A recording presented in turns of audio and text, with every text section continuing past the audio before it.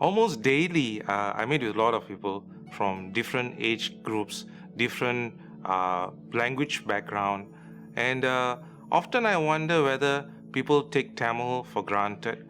But the consolation is that people don't. But the only thing which it's a concern is that whether they have the awareness why they should preserve the Tamil language and why they should preserve their mother tongue. That is something which we should consider. There are many reasons why people do not take the importance of preserving Tamil language very dear to the heart. Daily issues, daily struggles in life, their work, their career, the dominance of other language, especially English. This has all override the urge to go and take up or preserve their Tamil language. So to frame the whole thing, I wouldn't say that people have forgone the desire to uphold the language, but the awareness or the drive to further cement the preservation of Tamil language could be better. We are a very young country, and more so our Indian community, especially the Tamil community, is a migrant community. We came from Tamil Nadu and we set our base here. And we need to celebrate. For a small community like us, we need to celebrate. And we need to celebrate multiple dimensions of our success. We have to go back and trace our roots. While there were people who came as an educated lot, but there were a lot of people who came here to work in simple jobs. We had a lot of organization which was not so structured. It was just people coming together and they wanted to do something. They wanted to do something for the people. They wanted to do something for the language. So they all got together and said, let's do something. Let's do Tamilar Thirunal. Let's do a cultural activity. Let's promote language. And the underlying issue or the underlying thing they always had with the mind is the language is ours, the culture is ours, and the guardians of all this are we ourselves. We cannot expect the government to be always cushioning us. While the government will be there, we have to do this. So if you notice, if you go back to the history, the funding wasn't there much, but people, even they earned 10 cents or 15 cents at that time, they donated the money. They said that is the cause we will fight for. And these were the struggles and these were the basic things which made Tamil where it is in Singapore today. Today we have Tamil as one of the official languages. It didn't come easy, but it has come. So it has come through a lot of sweat, blood, and a lot of efforts taken by the community. So it's a community-driven initiative, and we need to think back, we need to sit back and recollect all this hard work. The moment we take things for granted, the moment we take that it's a given that Tamil language is automatically given to us, I think we go on a downhill. So that's the reason why we have to celebrate. When we celebrate, it's not just in jubilant mood, but to take with a responsibility. Our forefathers, our pioneers of Singapore have taken so much toil, effort to do this for us, and the baton is passed to us. The Tamil Language Council, or Valar Tamil Iyakam in Tamil, comes under the auspice of National Heritage Board. And this is the governing body which runs the Tamil Language Festival, a month-long festival to celebrate, promote, and at the same time encourage language to be more prevalent among the youths. The reason being is that when Tamil Language Council was formed and Tamil Language Festival was started up, one of the primary goals was to harness the language among the youngsters. As we know, English has become a predominant language because of work, friends, the school environment and everything. But we wanted to tell them that, well, English is your dominant language. You should be very conversant in your Tamil. And the point we were trying to put across back then was, it's not about the academia version of Tamil.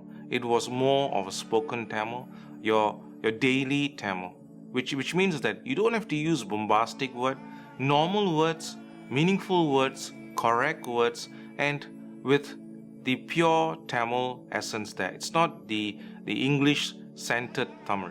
So that was how we started. And all along now what we have done is that we have traveled. It's a journey of bringing Tamil to the youngsters. And it has been a very encouraging 17 years. I think it's about 18 years now. Because now we see a development in that. Youths taking up programs and running for the youths. So it has become a peer-to-peer kind of thing. And we have more youngsters who are very successful in their career.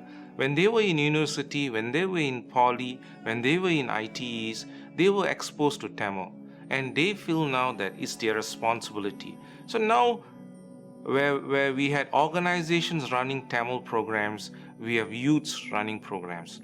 And these are those programs we want the youths to run for the youths, because there's an element of modern there's an element of what our current youths want. For example, how to use Tamil in a digital world, how to use Tamil and harness Tamil using ICT. These are things our youngsters want to do.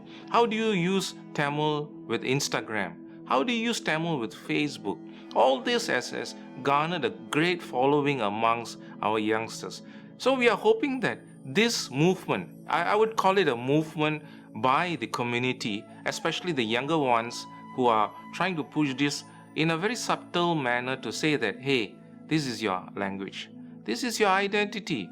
If you're not going to take care of it, no one else is going to do. And we have a commitment. I'm a first generation Singaporean, born, bred, educated here and everything. But my father and my my father and my mother comes from Tamil Nadu. They come from a place near, a small town near Karaikudi. It's called Tirupattur. They came here in the early 50s. It so happens that in my family, all the males used to go to India, to Singapore to work. My grandfather came to Penang to work. And so my father, in a very young age, about 12, he came to Penang, then moved to Taiping, and then moved down to Malacca, then to Muar, and then finally to Market Street in Singapore. So that's how we started. And half of the siblings were born in Singapore and half were born in India. But along some point of time, my mother felt that it'll be better for the girls to go back to India to take care of the paddy field and everything. So my mom and my sisters went back to India. My father, myself, and my brother stayed here. My father used to be an accountant for the Chettiars, and we stayed in a place called Kitengi, and I stayed in Upper World Road. So when Market Street was moved, we all moved to Upper World Road, which is just next to IHC.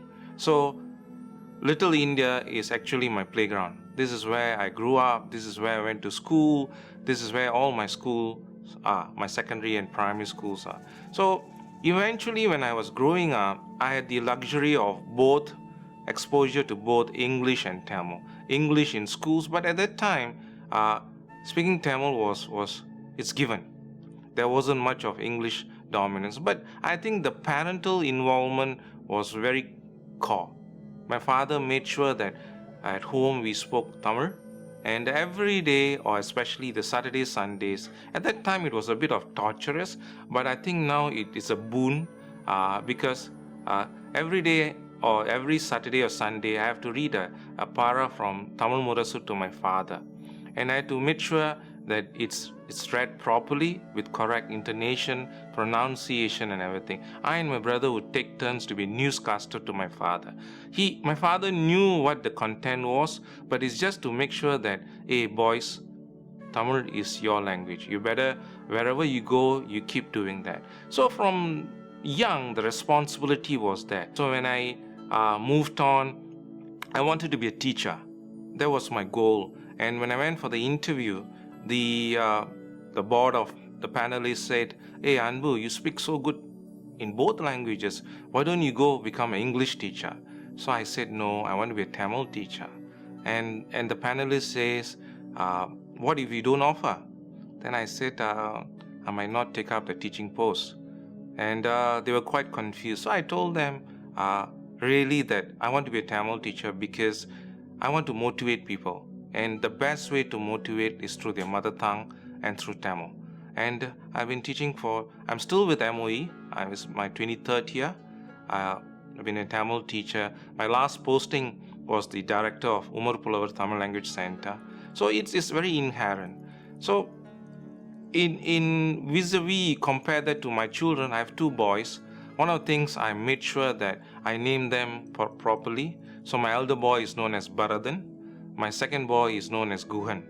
So to them, they know who is Baradan and they know who is Guhan.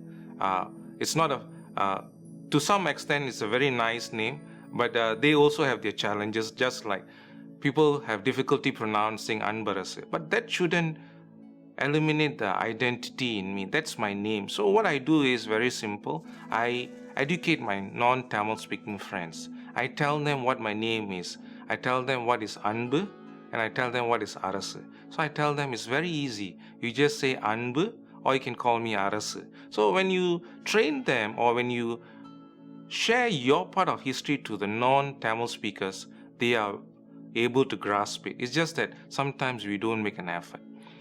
For in comparison to my self and my sons, they have a challenge. I won't deny it. They have a challenge. They are second generation. They grew up with a lot of non-Tamil speaking friends. Sometimes it worries me because their friends are of different type, culture and everything. So even at home, while they are very comfortable with English, we make sure that they speak Tamil. We tell them that whatever happens, we speak Tamil and try. So they have an issue sometimes on expressing the correct word. So from young, we told them it's okay.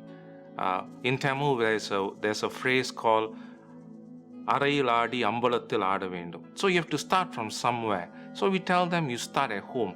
You speak well, and we will correct it. And so happens that my wife is also a Tamil teacher, and she's also bilingual. So we have been helping them, and today they are very good in both languages. And one of the core things we have told them is, if you see a Tamilian, or if you see someone who speaks in Tamil, you speak in Tamil. And that has become a guiding factor for my both boys. So in a nutshell, this is me. To me, I think that while the Tamil language schools did their part in promoting language, our current government schools are already doing a lot. It so happens that when you have the language, you have the lessons embedded within the curriculum, it's much more powerful. And today's curriculum, it's very connected to their lifestyle. The curriculum is from Singapore. Every page is something which the student can connect to. This is something Ministry of Education has been really working hard, and we have been quite successful. In fact, we have been very successful in promoting things. Now the baton is passed back to the home, where everyone has to speak the language.